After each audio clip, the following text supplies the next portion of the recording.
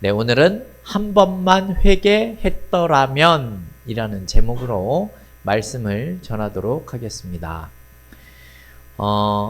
한 레위인이 집을 나간 첩을 데리러 베들레헴까지 갔다가 에브라임 산지로 돌아오는 길에 이 베냐민에 속한 기브아 땅을 찾아가게 됩니다. 아무도 그들을 돌보아주는 사람이 없었는데 날이 저물 때 한 노인을 만나게 됩니다. 이 노인은 에브라임 출신입니다.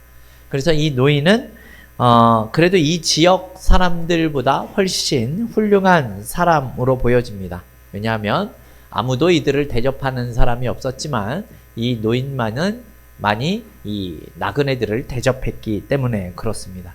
그런데 문제가 생겼지요. 기브아 성의 불량배들이 찾아와서 이 레위인을 내놓으라고 지금 협박을 하고 있는 겁니다. 결국 이 레위인은 자신의 첩을 대신 내어주게 되죠. 불량배들에게 밤새 시달리게 된 이 첩이 결국 자기 남편이 묵고 있는 집까지 와서는 그 문 앞에서 죽은 채로 발견이 됩니다. 그래서 아침이 되어서 죽은 자신의 첩을 발견하게 된 레위인이 분노하게 되지요.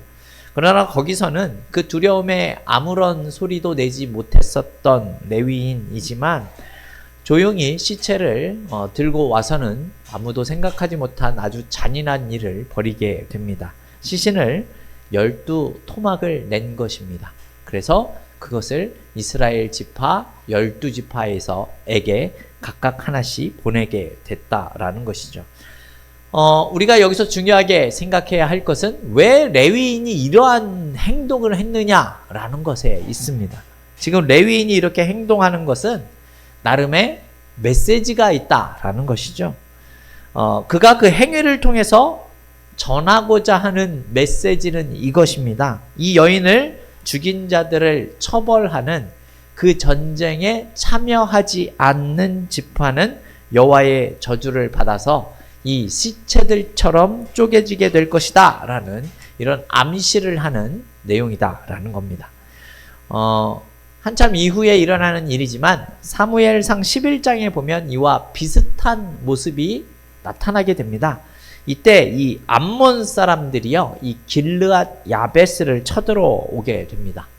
그러자 이 겁을 먹은 이 야베스 사람들이 굴욕적인 화평 조약을 맺으려고 하게 되지요. 그런데 오히려 이 암몬 사람이 나하스는 굴욕적인 조약을 거절하면서 한 가지 조건을 더 걸게 됩니다. 그게 무엇인가 하면요, 너희 모든 사람의 오른쪽 눈을 다 빼가지고 오면 너희와 화평을 맺어주겠다라는 훨씬 더 굴욕적인 조건을 내밀게 됩니다. 그래서 결국 일주일간의 시간을 벌게 된 이 야베스 사람들이 온 이스라엘에 구원을 요청하는 전령을 보냅니다.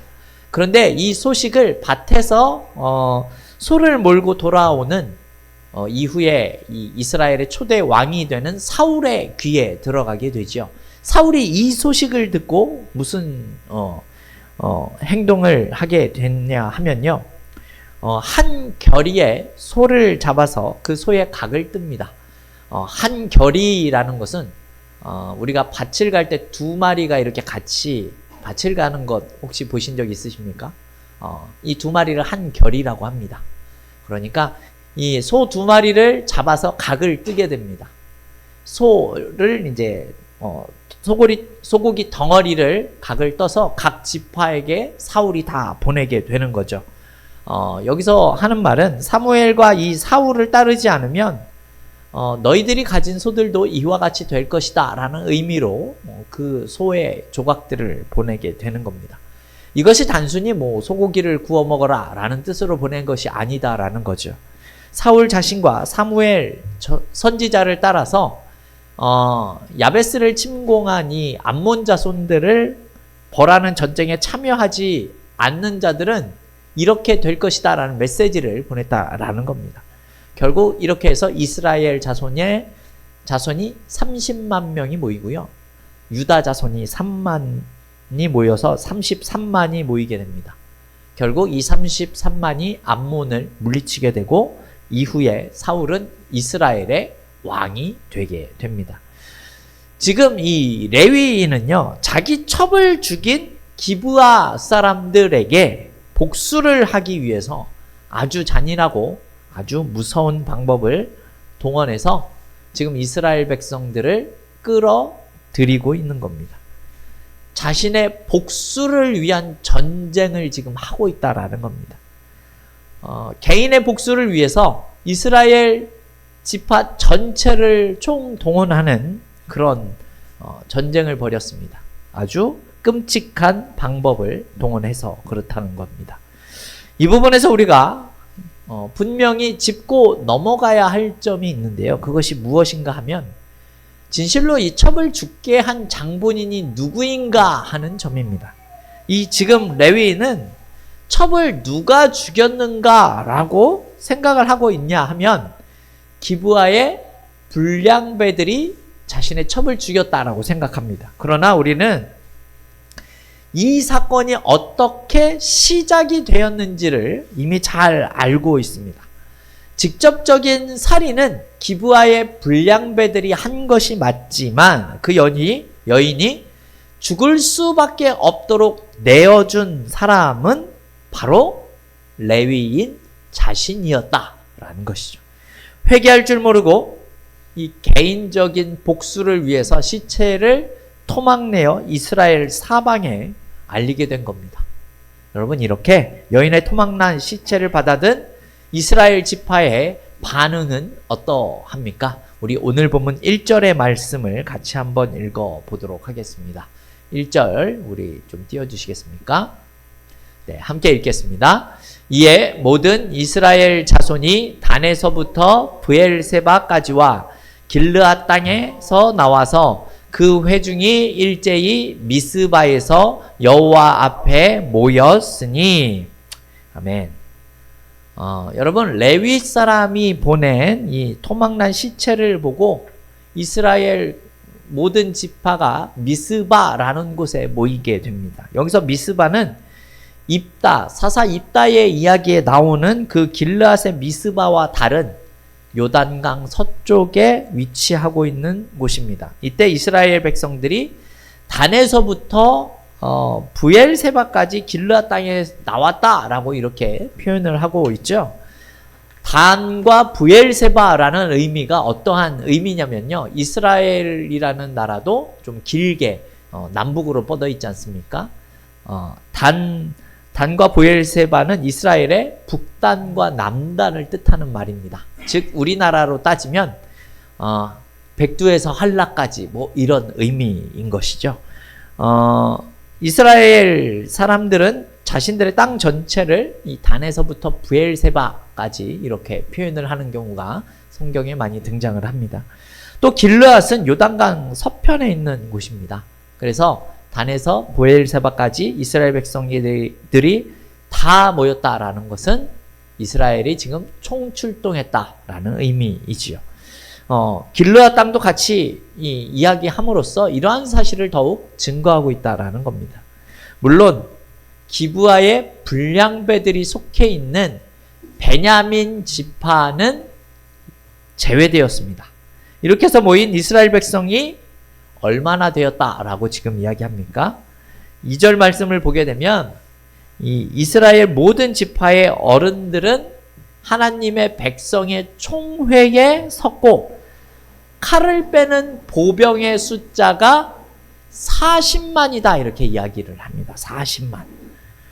이때 모인 보병이 40만이 모였다라고 하는데 여러분, 출애굽할 때 얼마의 숫자가 있었습니까? 60만이 있었다라는 것을 생각을 해보면 엄청난 규모의 사람들이 지금 모였다라는 사실을 알 수 있습니다.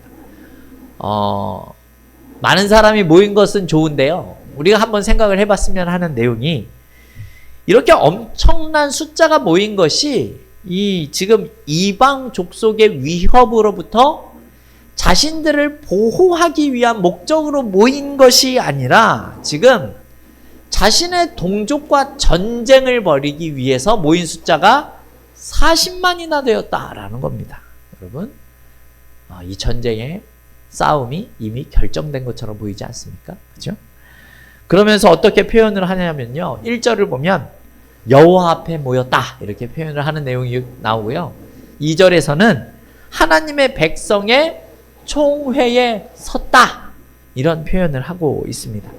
자신들의 이 모임에 지금 매우 정당한 신앙적인 그 의미까지 부여하고 있는 그러한 모습이다라는 겁니다. 그러나 생각을 해보십시오. 여러분, 이들이 정말 하나님 앞에 먼저 제대로 된 모습들로 모였다라고 하더라면 사실 애초부터 이러한 일들은 일어나지 않았을 겁니다. 사실 따지고 보면 이 모든 사건의 시작은 누구 때문이죠? 한 레위인 때문에 일어난 일이다라는 겁니다. 이 레위인의 타락이 지금 이스라엘 전체의 타락을 상징하고 있는 모습이다라는 것입니다.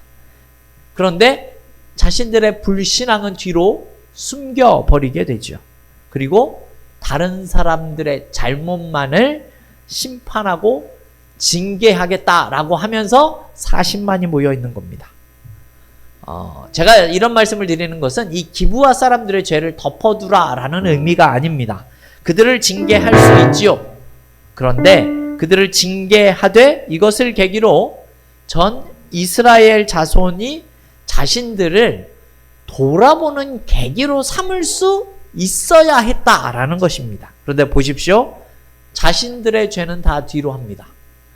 상대방의 죄만을 심판하겠다라는 모습을 보여주고 있는 겁니다. 이렇게 40만이 모였죠. 굉장히 놀라운 일입니다. 이게 왜 또 놀라운 일이냐 하면요. 여러분, 우리가 지금 사사기를 보고 있지 않습니까? 이 사사기에 하나님이 세우신 이 사사들이 전쟁을 하기 위해서 군사를 소집한 경우가 몇 번 있었습니다. 그런데 그때는 이렇게 많이 모인 적이 단 한 번도 없었습니다. 여러분, 여자 사사인 드보라가 시스라의 철병거 군대와 싸울 때에도 적극적인 참여를 모든 지파에게 호소했었습니다. 그런데 그럼에도 불구하고 이 당시에 르우벤 지파, 길르앗 지파, 아셀 지파, 단 지파는 참여하지도 않았습니다. 전혀 반응을 보이지 않고, 그래서 결국 모인 숫자가 얼마인 줄 아십니까? 10,000명 정도밖에 모이지 않았습니다. 기드온 때도 여러분 마찬가지입니다. 여러분, 기드온이 미디안 군사들과 싸우기 위해서 군사를 모으기 위해 나팔을 불었을 때 몇 명이 모였습니까? 32,000명밖에 모이지 않았습니다.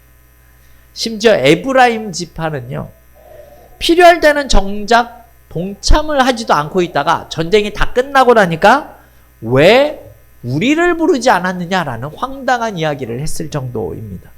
입다 때도 마찬가지죠. 그런데 자신들의 동족을 잡겠다고 지금 40만 명이 모여 있는 겁니다.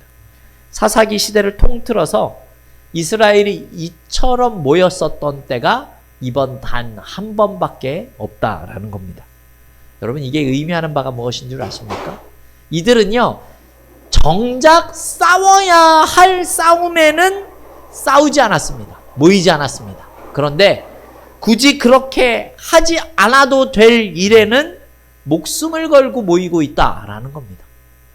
더세움교회 성도 여러분, 오늘 이런 모습을 보면서 혹시 우리의 모습은 이렇지 않은지 한번 생각해 볼 필요가 있습니다. 무슨 의미입니까? 우리가 주님을 위한 일에는 소극적인 모습을 보일 때가 많이 있지만, 나 자신을 위하거나 개인의 이익을 위해서는 적극적인 모습을 보이면서 살아가고 있지는 않은지 우리가 생각해 볼 필요가 있다라는 겁니다. 여러분, 우리는 하나님을 믿는 자들이기 때문에 무엇이 더 중요하고 무엇이 덜 중요한지를 분별할 수 있는 지혜가 필요한 사람들입니다. 그런데 지금 이 자리에 모인 사람들이 어떻습니까? 이 자리에 모인 이스라엘 각 지파를 향해서 레위인이 자신이 당한 일에 대해서 말하는 내용이 4절부터 7절에 나오는데요. 19절에 나와 있었던 내용을 요약해서 이야기를 합니다. 근데 여기서 중요한 내용이 5절인데요. 우리 5절 말씀 같이 한번 읽어볼까요? 5절입니다. 기브아 사람들이 나를 치러 일어나서 밤에 내가 묵고 있던 집을 에워싸고 나를 하고 내 첩을 욕부어여 그를 죽게 한지라. 아멘. 여러분 이 내용을 보십시오. 이 레위인의 말 속에서 우리는 이 레위인의 잘못을 단 한 글자도 찾아볼 수가 없습니다. 지금 자신의 잘못을 고백한 것이 아니죠. 지금 이 레위인은 자신을 철저히 모든 이스라엘 지파 앞에서 속이고 있는 겁니다.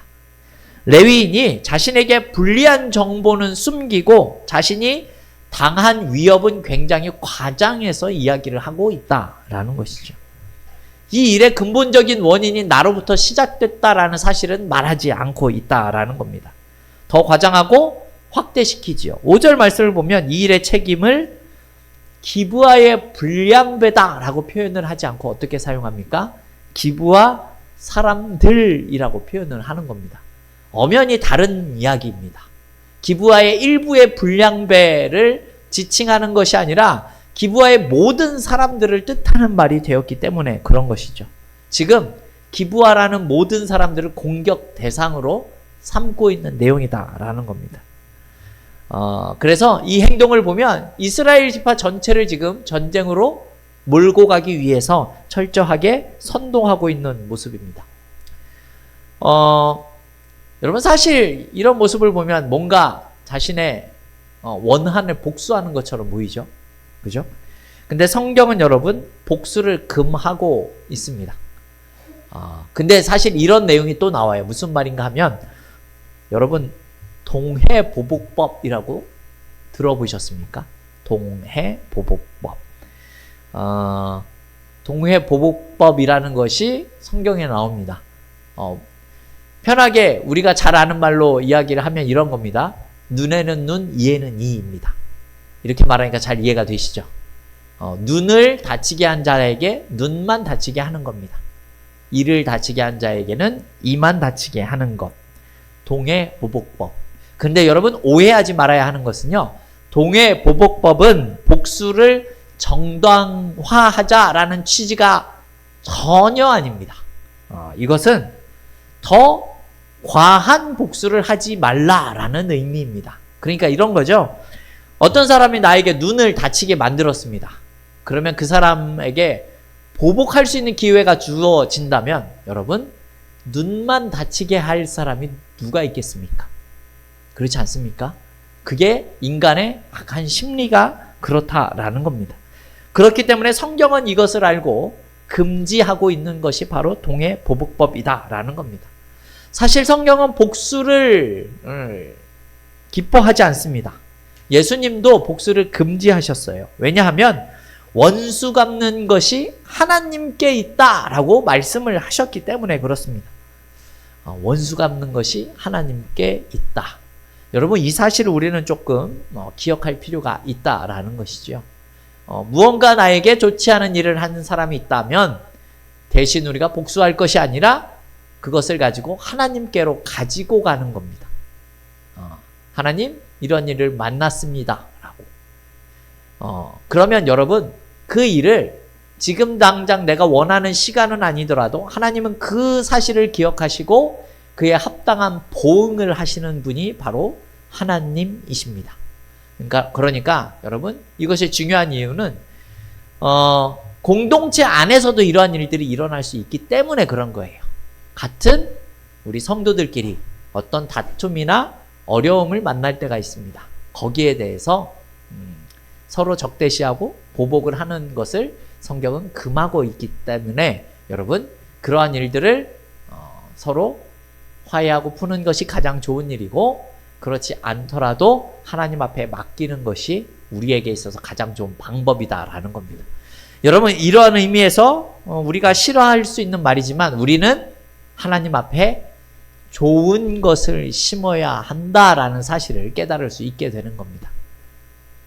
악한 것을 심으면 악한 것을 거둘 수밖에는 없는 겁니다. 우리가 선한 것을 하나님 앞에 심으면 결국 선한 것을 하나님께서 거두게 하시기 때문입니다. 여러분 이 사실을 하셨으면 좋겠습니다. 여러분 어찌 되었든지 간에 우리 성도들은 개인적인 이런 복수를 기획하거나 혹은 남이 복수하는 일에 동조하거나 동원돼서는 안 된다라는 사실을 말씀드립니다.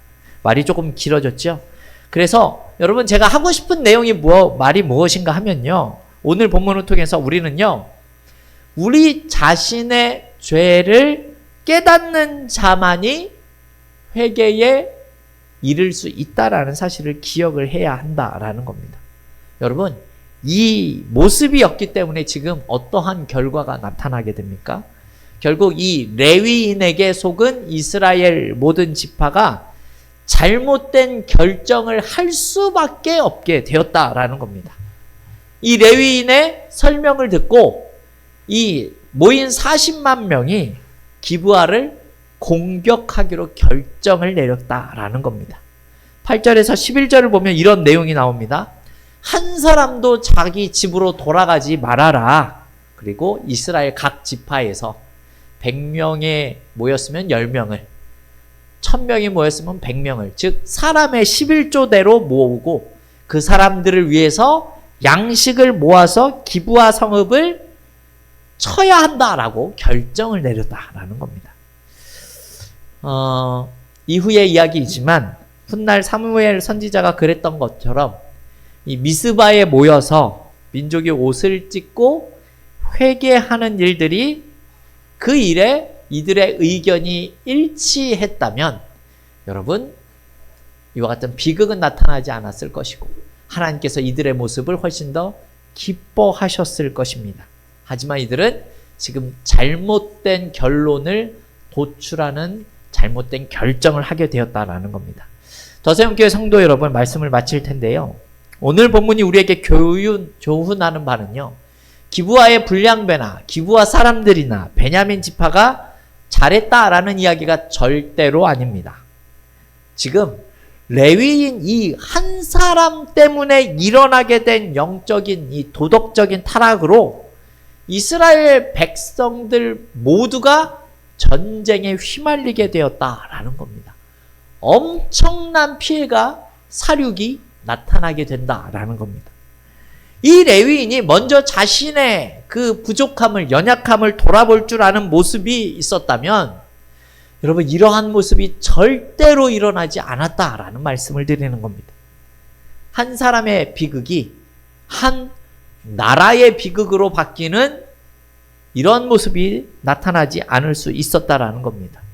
하지만 그는 레위인이면서도 회개의 모습이 없었기 때문에 그 작은 돌이킴의 모습이 없었기 때문에 지금 이 비극이 나타날 수밖에 없었다라는 겁니다.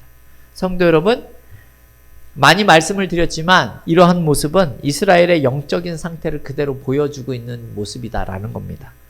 이 모든 것이 이들을 통치할 왕이 이들에게는 없었기 때문에 그런 겁니다. 이들이 하나님을 왕으로 모시는 그 모습으로 살아가지 못했기 때문에 일어난 일들이다라는 겁니다.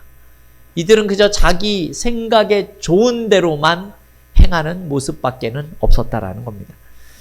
이 모습을 보면서 우리 더세움교회 성도들은요, 오직 하나님만을 나의 왕으로 삼고 오직 하나님의 영광을 위해서만 생각하고 행동하는 우리 모두가 다 되어질 수 있기를 주님의 이름으로 축원합니다. 아멘.